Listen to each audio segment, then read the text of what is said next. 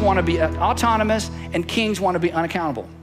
That is, I want to do what I want to do, and I don't want to have to report to anybody. I want to do what I want to do, and I don't want to have to answer to anybody. I want to make the rules, I want to break the rules, and I don't want anybody telling me what to do because after all, I am the king. That was the problem with being a king.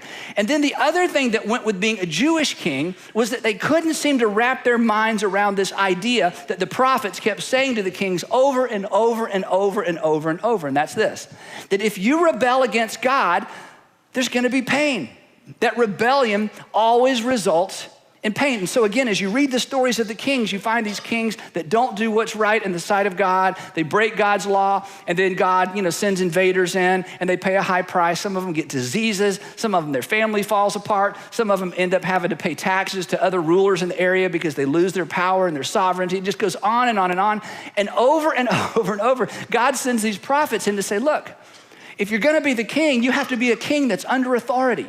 You can't be completely autonomous, and you can't be unaccountable. Now, it's at this point in the story of the kings that this goes from simply being an interesting story to a very practical and applicable story.